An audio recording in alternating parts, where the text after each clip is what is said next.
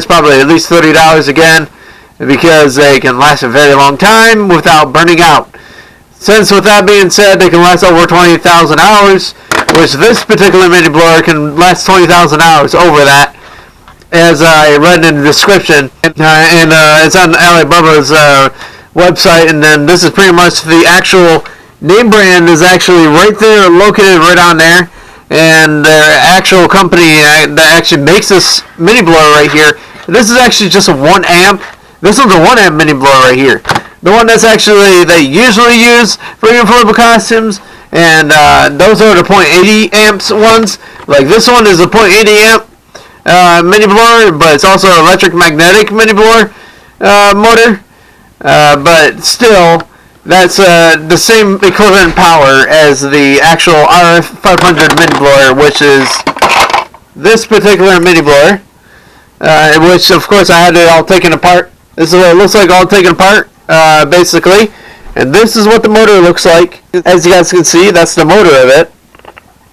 And then what you want to do is you just like stick the motor back into its place, and you want to make sure that there's this little white ring right here that I have right here in my hand. You want to make sure that you put that back on the top there, so it actually aligns it upright when the connections go in place. So then you also want to do that. You want to make sure it spins good, spins nice and easy, not too rough on it, because if it spins too rough, or if it doesn't spin at all, then take it out of that actual motor shell itself, and then put a new motor shell on it. For example, this is actually a 32 millimeter motor. Altogether, that's how round it is. That's actually how big it is. And the shaft of this actual motor itself is 10.7 millimeters. Is actually for that. And then this is actually for the motor itself. Like right here, this is about like 3 millimeters, or about like 5 millimeter like height for that. Like that's how high it is from down there to the black part into the actual top part. Anyways, that's actually that, and that's actually that one is actually quite good to actually do that too. Basically, is you want to, what it does, it has like 3 screws over here, and also has a connection part that actually goes on top of the motor, as I've been talking about for that. And the connections don't quite look like that. These are the ones that have been burnt out, but this is just an example of showing you how the connections actually, where they're actually located at. They're actually located right, and there's actually a part that actually looks like a puzzle piece, which is located right in that area right there, as you guys can barely see it almost. But yeah, as you can see right here on the motor part, you can see that there's an actual puzzle piece over there. So what you want to do is you just put your connections over there, the good ones, not the bad ones like what I'm doing, and put it in here.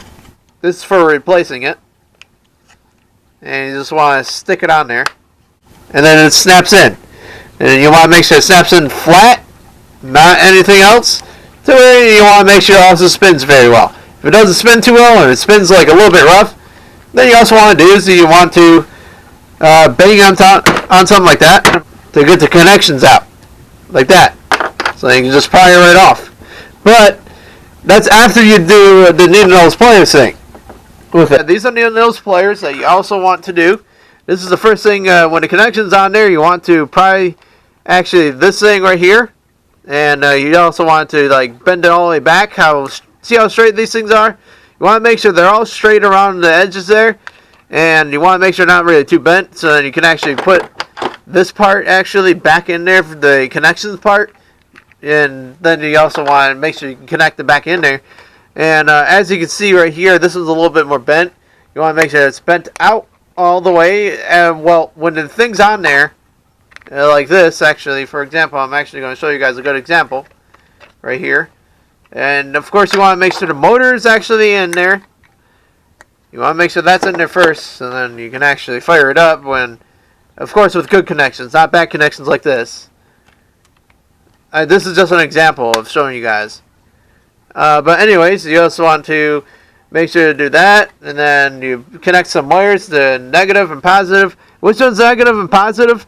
The negative is always the one that actually has a plus sign, which is this side usually, and then the positive is usually always this side.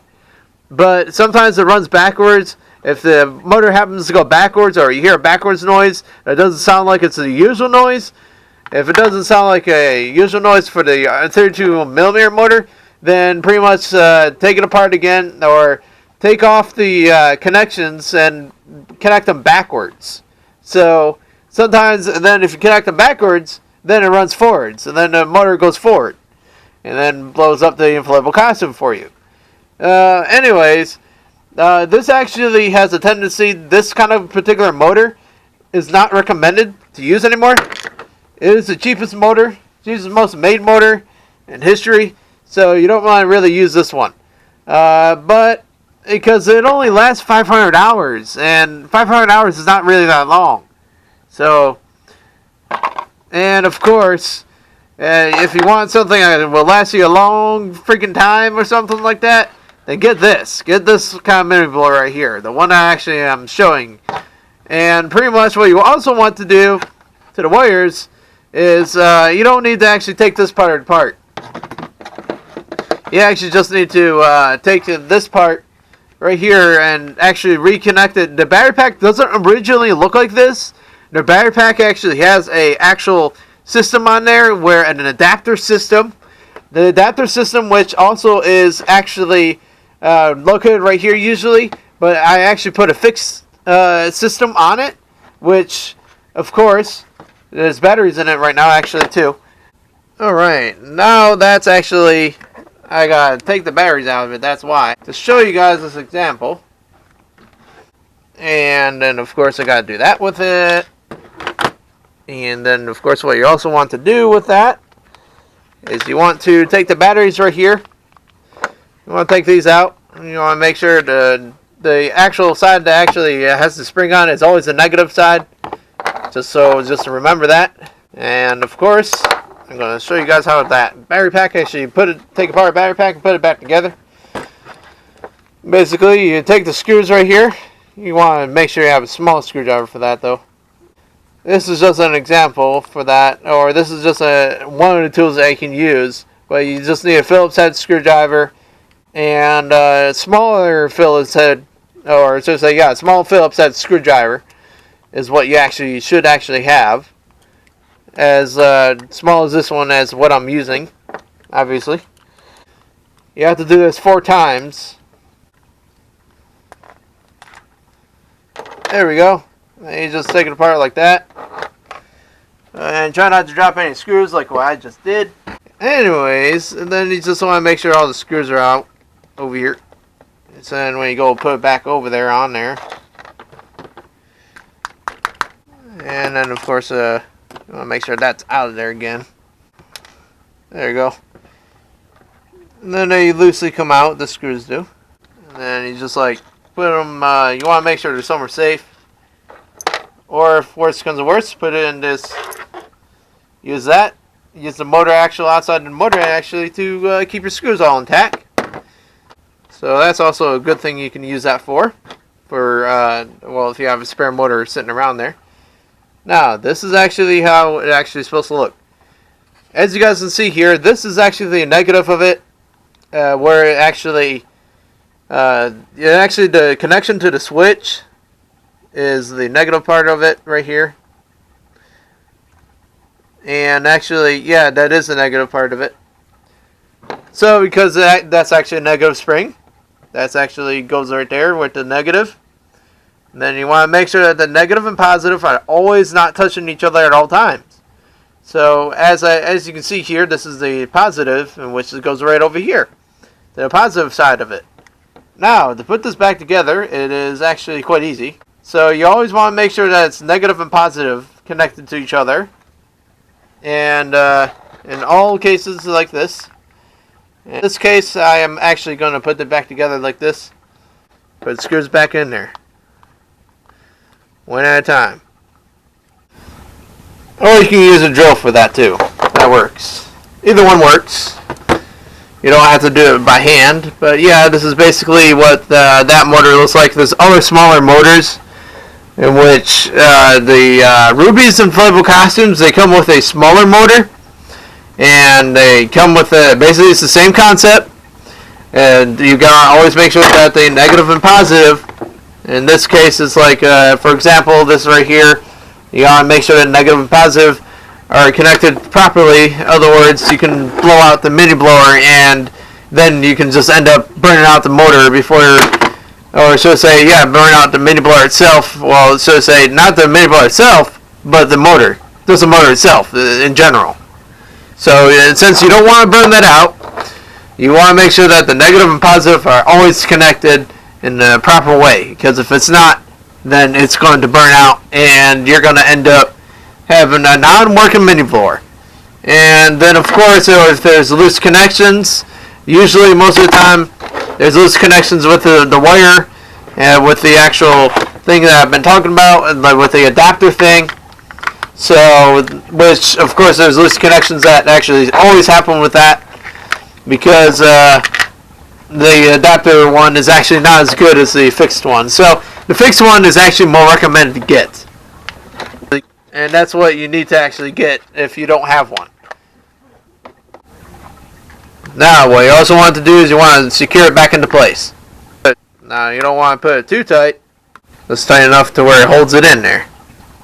Now, the battery pack is not going to come apart, or the batteries are not going to fall out, or end up falling out when it falls, or if it happens to fall on your inflatable costume. And it always stays and it remains in your inflatable costume, so you don't have to worry about it falling out completely of your inflatable costume, or falling on the concrete.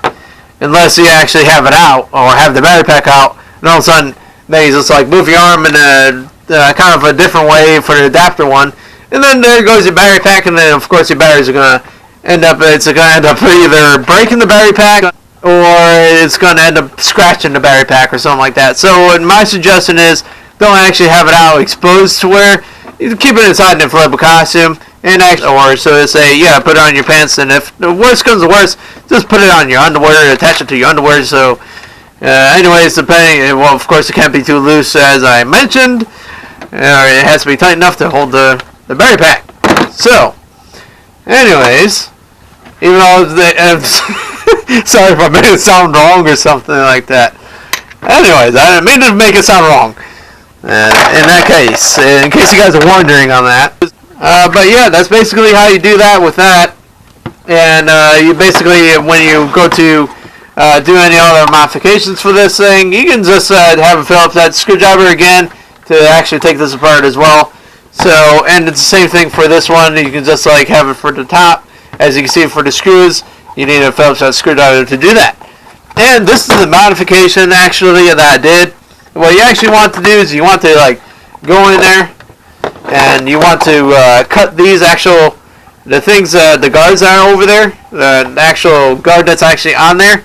You just want to cut that off, and you want to make sure to keep that all cut off. So, and basically after you're done cutting that off, and then you cut off the ring off of the actual blower itself, the blade, and then there you go. Voila, you have a modified mini blower that actually works better, even with the R500 motors. Which that's called an R500 motor. A motor that actually takes this kind of thing. And then they basically usually come like that, looking like that. The motor itself, but not with soldered, but they usually, they sell them on eBay, they sell them on Amazon. These actual motors for the connections itself right here, just this part, these ones are burnt out, as you can see. Obviously they're no good anymore. So anyways, like I said, that's exactly what they have there, and it's actually quite simple once you know what you're doing. This is 4 years worth of experience, and of course, if you really need your mini blower fixed or something like that before a big old event or something like that either, then you can always contact me again, and this is actually a better explaining of it to be doing that. If you've got something, you got some, and don't forget to like this video. And also, don't forget to subscribe if you haven't already to my YouTube channel. And I would say, see you guys next time in the next video.